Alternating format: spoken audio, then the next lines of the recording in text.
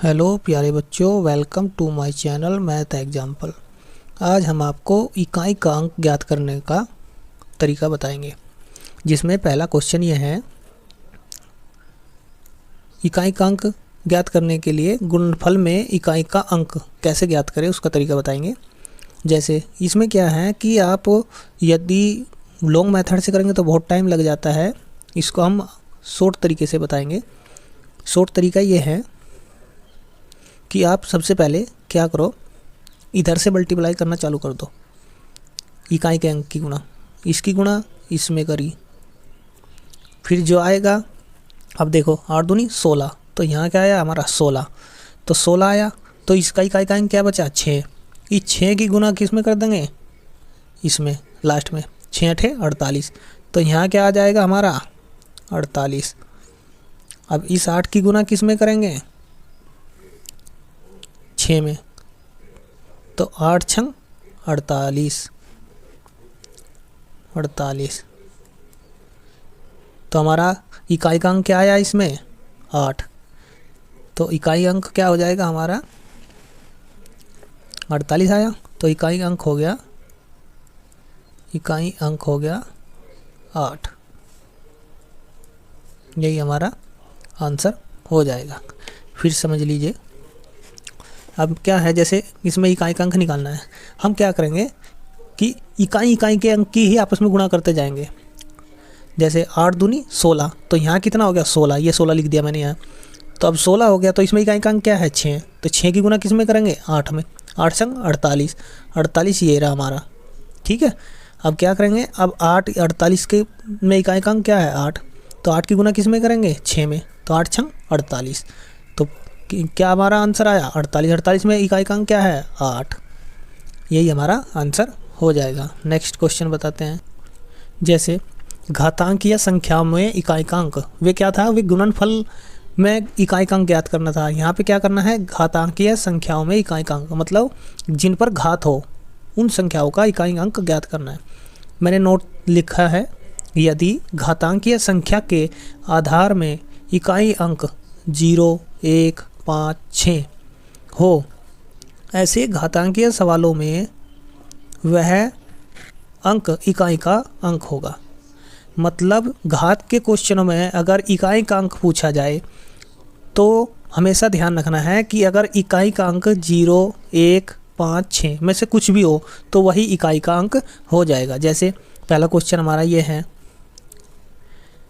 1570 की घात कितना है 67, तो इसमें क्या है इकाई का अंक 0, तो इसमें इकाई का अंक क्या हो जाएगा हमारा, इकाई अंक क्या हो जाएगा, इकाई अंक 0।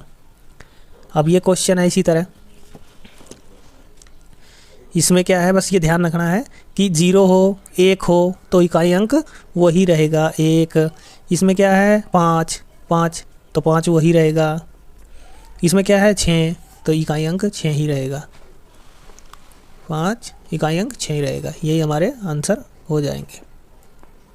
बस नोट याद रखना है कि नोट में क्या लिखा है। नोट में यही ध्यान रखना है कि घातांक वाले क्वेश्चनों में अगर क्या है 0 1 इकाई का अंक 0 1 5 या 6 हो तो उनका हमेशा इकाई अंक वही संख्या होती है। इसी तरह का नेक्स्ट क्वेश्चन बताते हैं।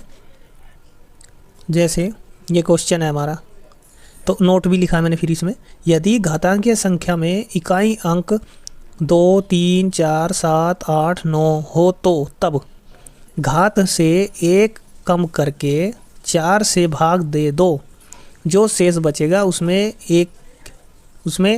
एक जोड़ देने के बाद, यहाँ लिखो एक जोड़ देने के बाद, एक जोड़ के बाद उसे इकाई के अंक की घात बनाएंगे। इसका मतलब ये हुआ कि हमेशा जिनमें दो क्वेश्चनों में 2 3 4 7 8 9 होगा, देखो इसमें 2 है, ठीक है, इसमें 2 है, तो ऐसे क्वेश्चनों में जिसमें इकाई का अंक 2 हो 3 हो 4 हो 7 हो 8 हो 9, तो उसको हल करने का तरीका कैसे निकालेंगे वो देखो। तो हम सबसे पहले क्या करेंगे, ये जो इस पर पावर लगी है उसमें से एक घटा लेंगे। इधर देख लीजिए, पावर में से हमने क्या करा, 1 माइनस कर दिया, कितना बचा 66, इस 66 को किससे भाग देंगे? 4 से। ठीक है, ऐसे ही तो लिखा है। तो 4 से आप इसको भाग देंगे यहाँ पे, 4 एकन 4, 2 उतार लेंगे 6, 4 छिकी 24, कितना बचा? 2। तो जो ये शेष बचा ना, जो ये आपका शेष बचा है, इस शेष में 1 ऐड करना है, वही हमारी घात बनेगी। तो 2 प्लस का 1 ये ऐड कर दिया तो कितना बन गया? 3। 3 हमारी घात बन गई। घात बन गई किस पे? इस पे, 2 पे। तो हमारा क्या बना? 952। ठीक है, इसमें मैंने क्या करा? पावर 3 लगा दी, क्योंकि हमारा घात 3 बन रहा था। तो हम इसको शॉर्ट तरीके में ऐसे लिखेंगे, 2 की पावर 3। अब जब 2 की आप घन निकालोगे तो उसका क्या आएगा? 2 गुणा 2 गुणा 2। इसका मतलब ये होता है कि आप 2 की गुणा 3 बार करो। ऐसे नहीं करना 2 3 6 ना, गलत हो जाएगा। आप 2 को 3 बार लिखो, 2 2 2। ठीक है, बीच में गुणा का चिन्ह लगाना है। तो अब हमारा क्या हो जाए? 2 दूनी 4, 4 दूनी 8। यही हमारा इकाई अंक हो जाएगा। इकाई अंक, यही हमारा आंसर हो जाएगा। यही क्वेश्चन में निकालने के लिए बोल रहा था।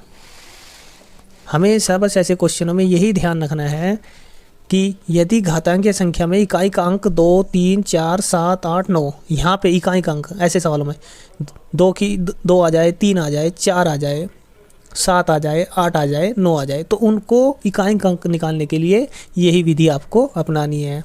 क्या करना है कि पावर में से जो घात है, घात में से 1 घटा दिया, 66 बच गया, 66 को 4 से डिवाइड कर दिया। तो डिवाइड करने के बाद जो शेष बच रहा ना, उस शेष में 1 ऐड कर देते हैं, वही हमारी घात बनती है। देखो 2 और 1 3, 1 ऐड कर दिया, घात बन गई। तो जो लास्ट वाली डिजिट होती है उसी पे पावर चढ़ा दो, जो घात बनेगी उसी पे वही लिख दो। तो अब इसका मतलब क्या होगा? 2 को 3 बार लिख दो, 2 2 2। इसका इकाई का अंक क्या होगा? 2 दूनी 4, 4 दूनी 8। यही इकाई का अंक हो जाएगा। अब नेक्स्ट क्वेश्चन बताते हैं। जैसे ये है, तो हम सबसे पहले क्या करेंगे? इस पावर में से 1 कम कर देंगे। तो 1 पावर में से 1 कम करने पे कितना बचा? 110 में से आप 1 कम करोगे तो कितना बचा? 109। 109 को किससे भाग करना है? 4 से। 4 दूनी 8, 2 उतार लो 9, 4 से 28, कितना बचा? 1। 1 शेष बच गया। अब इस शेष में क्या करेंगे? हम 1 ऐड कर देते हैं, वह घात बन जाती है हमारी। 1 प्लस 1 बराबर 2, घात बनेगी किसकी? घात किसकी बनी? इस 3 की। इस 3 की पावर कितनी बनेगी? 2 घात। ठीक है, अब इसका मीनिंग क्या हुआ? 3 को आप 2 बार लिखो। जितनी बात पावर होती है उतनी बार ही उसको लिखा जाता है। तो कितना हो गया? 3 3 9। यही इकाई अंक हो जाएगा। यही हमारा आंसर हो जाएगा। तो थैंक्स फॉर वाचिंग। वीडियो अच्छी लगे तो लाइक करना, शेयर करना, सब्सक्राइब करना। सब्सक्राइब करने से आपको आने वाली नेक्स्ट वीडियो का नोटिफिकेशन मिल जाएगा।